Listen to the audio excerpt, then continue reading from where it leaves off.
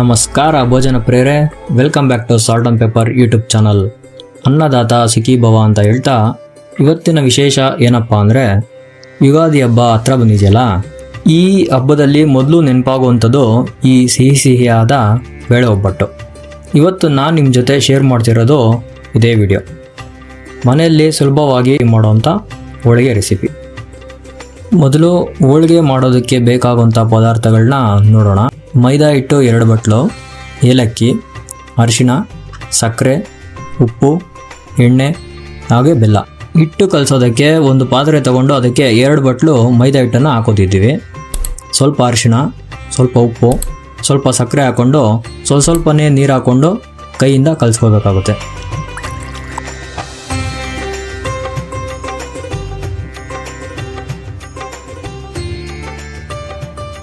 ಮತ್ತು ಈಗ ಸ್ವಲ್ಪ ಎಣ್ಣೆ ಹಾಕೋಣ.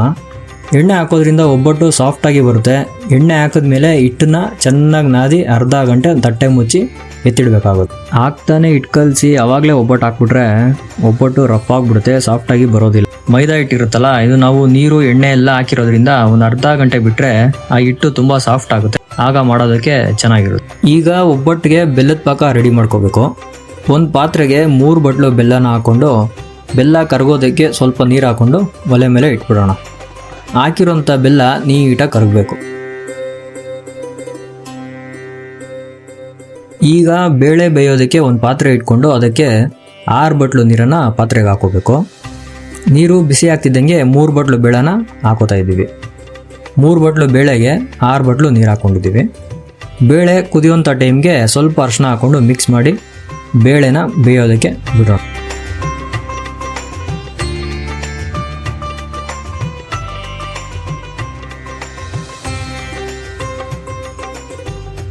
ಸ್ವಲ್ಪ ಏಲಕ್ಕಿನ ಪುಡಿ ಮಾಡಿ ಸಿಪ್ಪೆ ಬಿಡಿಸ್ಕೋಬೇಕು. ಈ ಸಿಪ್ಪೆನ ಬಿಸಾಕೋದ್ರ ಬದಲು ಟೀ ಪೌಡ್ರ್ ಬಾಕ್ಸ್ಗೆ ಹಾಕಿಟ್ಕೊಂಡ್ರೆ ಘಮ ಘಮ ಅನ್ನುತ್ತೆ. ಹಾಗೆ ಟೀ ಕೂಡ ಯೂಸ್ ಮಾಡ್ಬೋದು. ಬೆಂದಿರುವಂಥ ಬೇಳೆನ ಸೋಸ್ಕೋಬೇಕು. ಬೇಳೆ ಬೀಸಿದ ನೀರನ್ನ ವೇಸ್ಟ್ ಮಾಡೋಂಗಿಲ್ಲ. ಯಾಕೆಂದರೆ 100 ಗ್ರಾಮ್ ತೊಗರಿ ಬೇಳೆಯಲ್ಲಿ 23 ಗ್ರಾಮ್ ಪ್ರೋಟೀನ್ ಇರುತ್ತೆ. ಅದಕ್ಕೆ ಬೇಳೆ ಬೇಯಿಸಿದ ನೀರಿಂದ ರುಚಿಯಾದ ಒಬ್ಬಟ್ಟು ಸಾರು ಮಾಡೋ ವಿಡಿಯೋನ ಅಪ್ಲೋಡ್ ಮಾಡಿದ್ದೀನಿ. ಆಮೇಲೆ ಬೇಕಿದ್ರೆ ನೋಡಿ, ಲಿಂಕ್ ಡಿಸ್ಕ್ರಿಪ್ಷನಲ್ಲಿರುತ್ತೆ. ಈಗ ಬೆಂದಿರುವಂಥ ಬೇಳೆನ ಒಂದು ಪಾತ್ರೆಗೆ ಹಾಕ್ಕೊಂಡು ಅದಕ್ಕೆ ತೆಂಗಿನ ತುರಿ 1 ಬಟ್ಲು, ಏಲಕ್ಕಿ ಪುಡಿ ಸ್ವಲ್ಪ, ಹಾಗೆ ಜೇನುತುಪ್ಪದ ರೀತಿ ಕಾಣಿಸೋ ಕರಗಿರೋಂಥ ಬೆಲ್ಲದ ಪಾಕನ ಹಾಕೋಬೇಕು.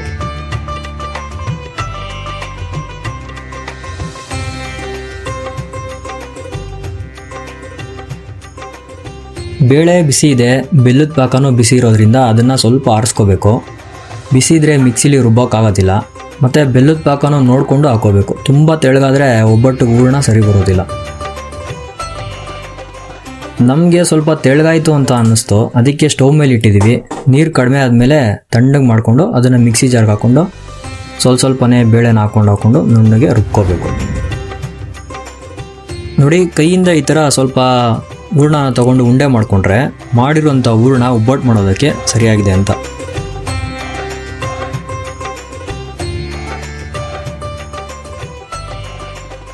ಅರ್ಧ ಗಂಟೆ ಆದಮೇಲೆ ಕಲಸಿರೋಂಥ ಹಿಟ್ಟನ್ನ ನೋಡೋಣ.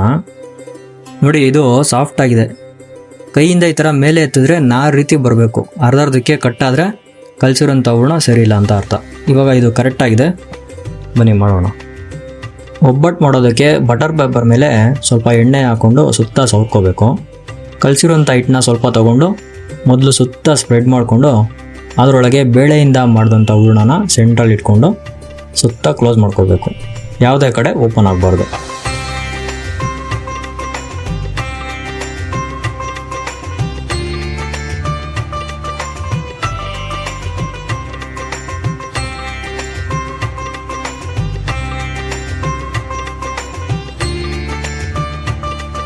ಈಗ ಅದಕ್ಕೆ ಸ್ವಲ್ಪ ಎಣ್ಣೆ ಮೇಲೆಯಿಂದ ಹಾಕ್ಕೊಂಡು ಸುತ್ತ ತಟ್ಕೋಬೇಕು. ನಿಧಾನವಾಗಿ ಮಾಡ್ಕೋಬೇಕು.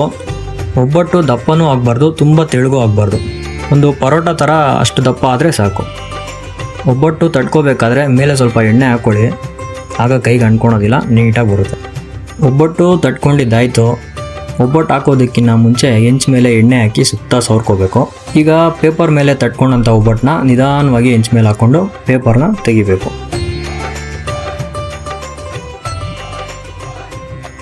ಅದು ಬೇಯೋದಕ್ಕೆ ಲೋ ಫ್ಲೇಮಲ್ಲೇ ಬಿಡೋಣ. ಅದು ಬೇಯ್ತಿರುತ್ತೆ. ಕ್ವಿಕ್ಕಾಗಿ ಇನ್ನೊಂದು ಒಬ್ಬಟ್ಟು ತಟ್ಟೋದನ್ನು ನೋಡ್ಕೊಂಬಿಡೋಣ ಬನ್ನಿ.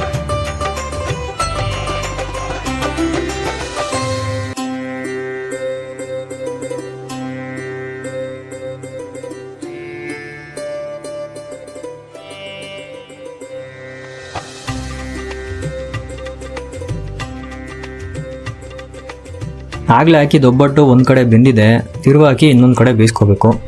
ಸ್ವಲ್ಪ ಎಣ್ಣೆ ಹಾಕಿ ಎರಡೂ ಕಡೆ ಎಣ್ಣೆ ಹಾಕಿದ್ರೆ ಎಷ್ಟೊತ್ತಿಟ್ಟರೂ ಡ್ರೈ ಥರ ಆಗೋದಿಲ್ಲ, ಮತ್ತು ಒಬ್ಬಟ್ಟು ಸಾಫ್ಟಾಗಿರುತ್ತೆ, ತಿನ್ನೋದಕ್ಕೂ ಚೆನ್ನಾಗಿರುತ್ತೆ.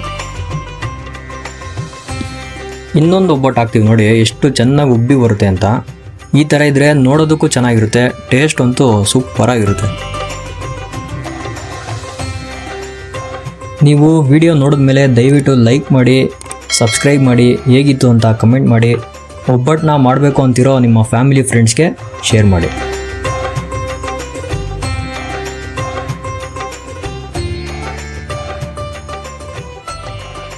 ಮಾಡಿರೋಂಥ ಒಬ್ಬಟ್ಟು ದೇವರ ನೈವೇದ್ಯಕ್ಕೆ ರೆಡಿಯಾಗಿದೆ.